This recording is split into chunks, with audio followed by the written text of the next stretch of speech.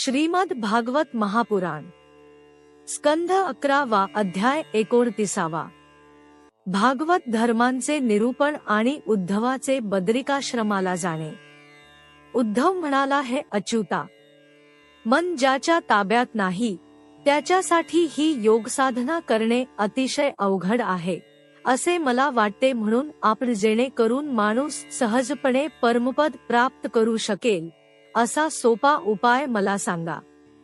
हे कमलनयना, बहुतेक योगी जेव्हा आपले मन एकाग्र करू लागतात तेव्हा वारंवार प्रयत्न करूनही मन वश झाल्यामुळे खिन्न होतात. त्यांना मनोनिग्रहाच कष्ट तेवढे होतात. हे कमलनयना, हे विश्वेश्वरा, म्हणून सारासार विचार करणारे भक्त आनंदाचा वर्षाव करणाऱ्या आपल्या चरणकमलांचा आनंदाने आश्रय घेतात. परंतु जे योगकर्मांनीच सिद्धी मिळवू इच्छितात अशा अहंकारी लोकांची बुद्धी आपल्या मायेने भ्रष्ट झाल्यामुळे ते आपल्या चरणकमलांचा आश्रय घेत नाहीत. हे अच्युता, आपण सर्वांचे बंधू आहात. आपण आपल्या अनन्य शरणागत भक्तांच्या अधीन होता, यात काय आश्चर्य.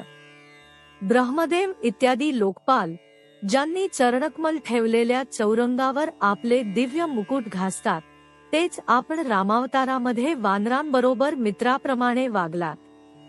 हे प्रभो, आपण सर्वांचे प्रियतम स्वामी आणि आत्मा आहात. शरणागतांना सर्वस्व देणारे आहात. आपण भक्तांसाठी जे केले ते जाणणारा कोण बरे आपल्याला सोडील. तसेच आपला विसर पाडणाऱ्याच विषय सुखांच्या मागे कोण लागेल. आपल्या चरणकमलांच्या धुळीचे उपासक असणाऱ्या आम्हांला दुर्लभ असे काय आहे बरे.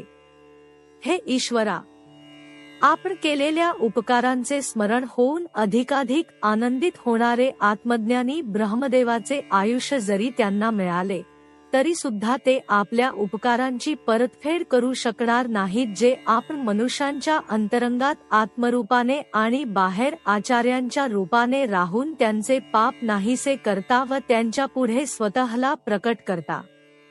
श्री शुकदेव म्हणतात, भगवान श्रीकृष्ण ब्रह्मदेव इत्यादी ईश्वरांचे सुद्धा ईश्वर आहेत. तेच आपल्या शक्तींनी ब्रह्मदेव, विष्णू आणि रुद्र यांचे रूप धारण करून जगाची उत्पत्ती, स्थिती, लयरूप खेळ खेळतात. उद्धवाने अत्यंत प्रेमाने भरलेल्या चित्ताने त्यांना असे विचारले तेव्हा त्यांनी मोहक हसून मोठ्या प्रेमाने सांगण्यास प्रारंभ केला.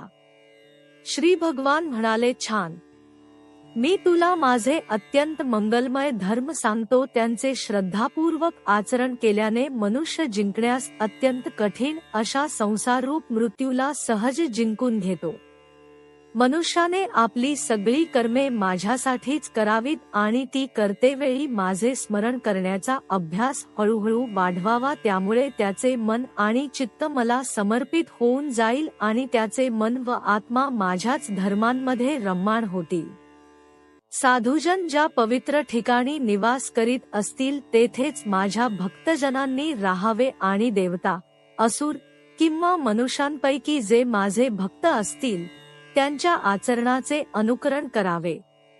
पर्वकाळ, यात्रा आणि महोत्सवांचे वेळी सर्वांबरोबर किंवा एकट्याने नृत्य, गायन, वादे इत्यादींनी महाराजांना शोभून दिसतील अशा थाटामाटात माझी यात्रा इत्यादी महोत्सव करावेत.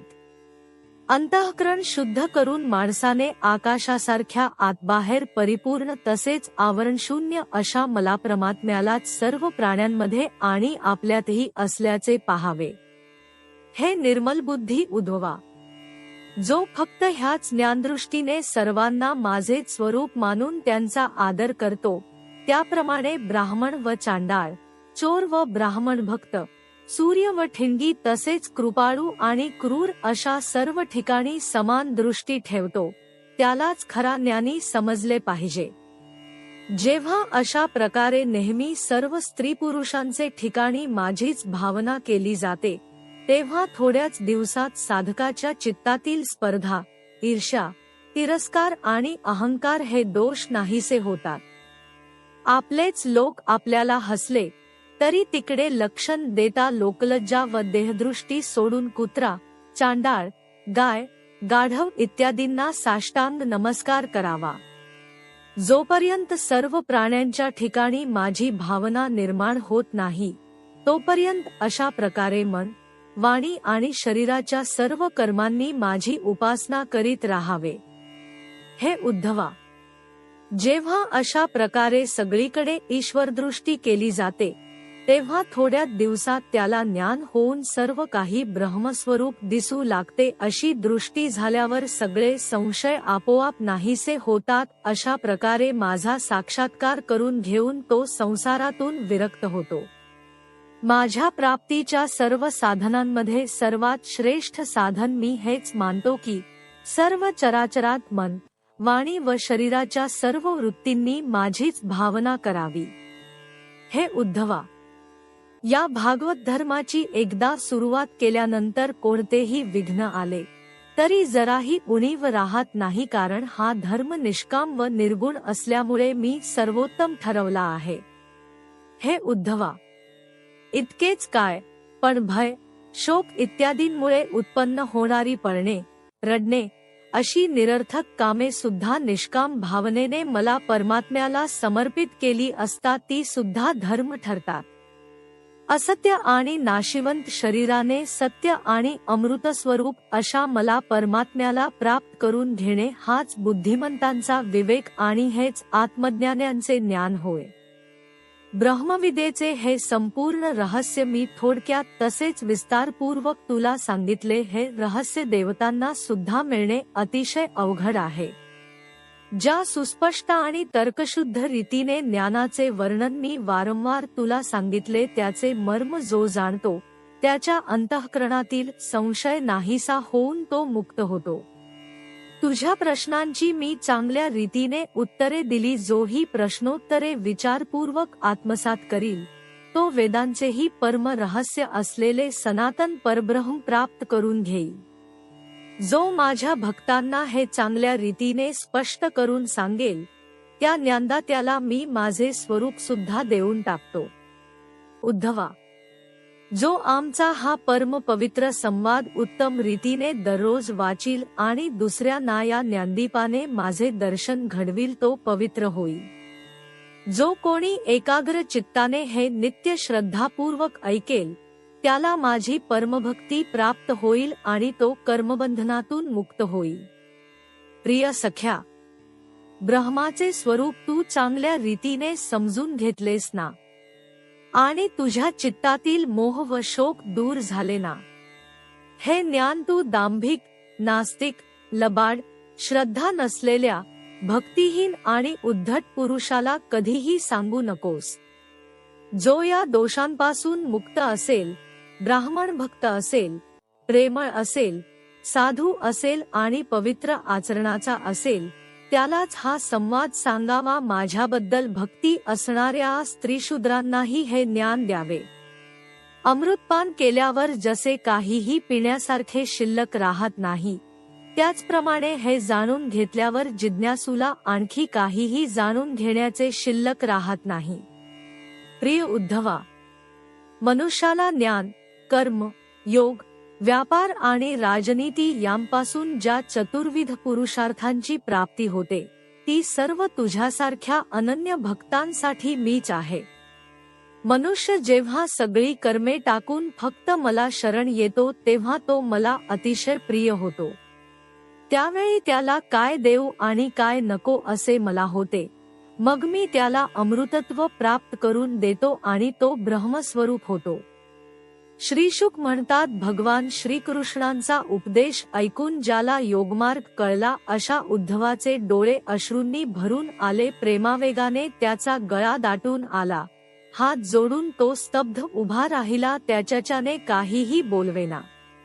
हे राजा, प्रेमावेगाने द्रवलेले चित्त त्याने धैर्यपूर्वक आवरले. स्वतःला अत्यंत भाग्यवान मानीत त्याने यदुश्रेष्ठ श्रीकृष्णांच्या चरणांवर मस्तक ठेवून त्यांना प्रणाम केला आणि हात जोडून प्रार्थना केली.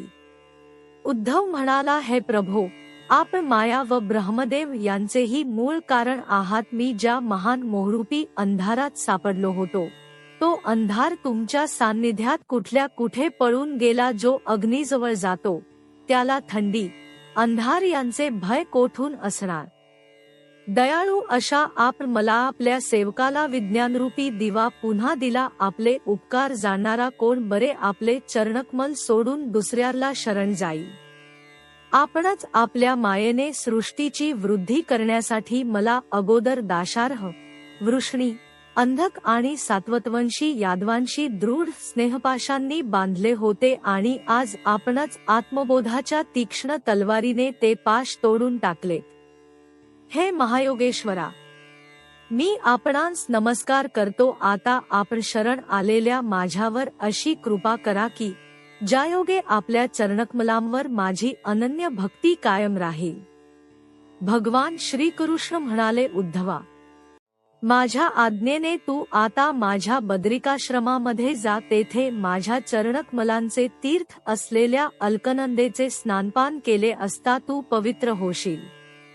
अलकनंदेच्या दर्शनाने तुझे सारे पाप नाहीसे होईल। उद्धवा, तू तेथे वल्कले नेस, वनातील कंदमुळे फळे खा आणि कोणतीही अपेक्षा न करता आत्मानंदात राहा। थंडी, ऊन, सुखदुःख इत्यादी द्वंद्वे सहन कर, सदाचरणाने इंद्रिये ताब्यात ठेव, चित्त शांत व बुद्धी स्थिर ठेव आणि माझे स्वरूपज्ञान आणि अनुभव यात डुंबत राहा। मी तुला जो उपदेश केला त्याचा एकांतात विचारपूर्वक अनुभव घेत राहा। आपली वाणी आणि चित्त माझे ठिकाणी स्थिर कर आणि मी सांगितलेल्या भागवत धर्मांमध्ये रममाण हो। शेवटी तू त्रिगुणांमुळे मिळणाऱ्या गती पार करून त्यांच्याही पलीकडे असणाऱ्या मला मिळशील।